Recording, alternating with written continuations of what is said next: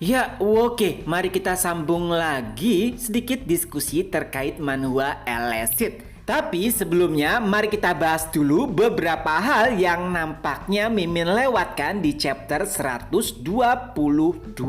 Sorry, 212 maksudnya, Wiro Sableng. Pertama, kemunculan Andre yang merupakan 10 besar peringkat dunia. Apakah ia benar-benar pimpinan Flame atau ternyata hanya petinggi saja?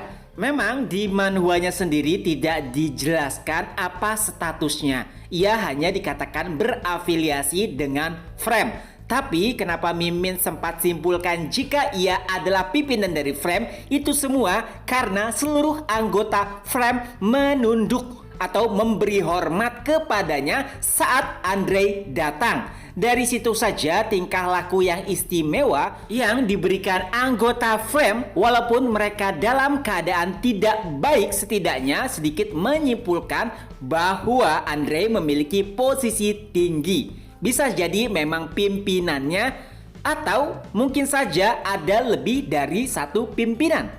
Yang kedua, ternyata Kaiden dahulu pernah menantang Andre. Itu berarti posisi Andre di 10 besar sudah sangat lama. Ia bukanlah seseorang yang baru saja memasuki posisi 10 besar. Yang artinya ya, karena banyak juga yang bertanya apakah pimpinan dari Flame itu adalah orang yang menyerang Kaiden?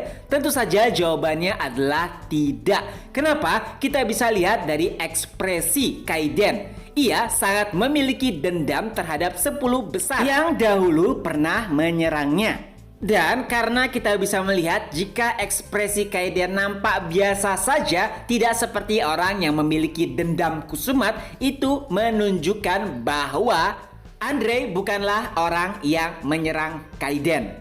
Selanjutnya, walaupun hubungan antara Kaiden dengan Frame tidak terlalu baik, tapi ternyata mereka pernah bekerja sama. Itu semua mungkin berkaitan dengan menjatuhkan orang-orang kuat. Ya, mungkin saja karena pemikiran semua Awaken tidak seperti apa yang dipikirkan oleh Flame, atau mereka memiliki prinsip yang berbeda. Mungkin saja itulah yang membuat anggota Frame mengincar para Awaken kuat. Dan karena Kaiden juga berusaha menentang top 10, mungkin saja itulah awal kerjasama mereka berdua antara Kaiden dengan Frame. Tapi karena ternyata Kaiden juga tertarik untuk melawan petinggi dari Frame, saat itulah hubungan antara Kaiden dan Frame memburuk. Itu mungkin saja. Gimana menurut kalian?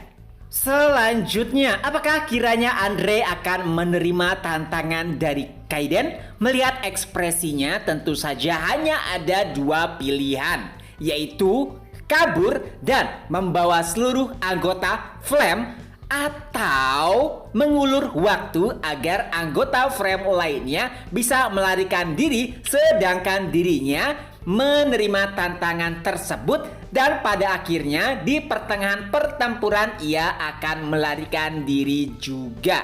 Itu adalah kemungkinan paling masuk akal menurut Mimin, karena nampaknya anggota Frame juga sangat memiliki hubungan yang baik antara anggota lainnya, sehingga nyawa mereka dianggap sangat penting, atau mungkin lebih mudahnya solidaritas anggota Frame sangatlah kuat. Itulah kenapa kemungkinan besar menurut Mimin si Andre akan menerima tantangan Kaiden, walaupun itu terpaksa, tapi diperuntukkan agar anggota Frame lainnya bisa melarikan diri. Yang intinya masih sama seperti apa yang Mimin sampaikan di video diskusi sebelumnya, bahwa kemungkinan pertempuran akan berlanjut atau akan terjadi, tapi tidak akan mencapai klimaks.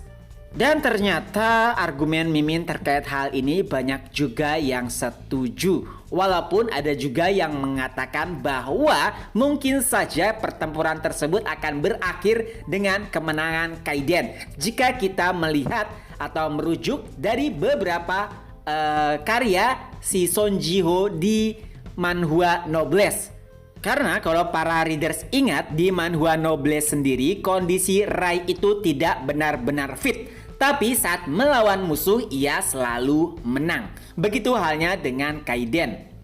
Tapi walau begitu, Mimin tidak terlalu setuju jika di pertempuran selanjutnya yang kemungkinan akan benar-benar terjadi, Kaiden bisa mengalahkan si Andre.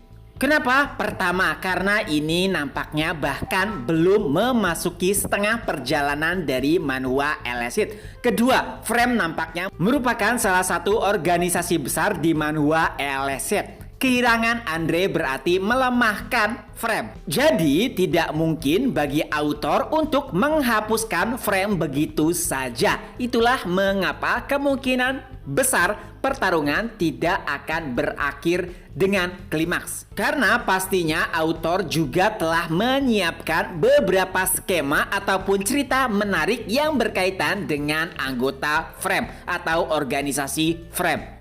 Nah, kalau menurut para reader sendiri gimana? Coba coret-coret di kolom komentar bagaimana kemungkinan atau pendapat para reader sekalian terkait hal yang akan terjadi di chapter selanjutnya. Oke, itu saja dulu untuk video kali ini. Semoga terhibur, ketemu lagi di next video. Bye-bye.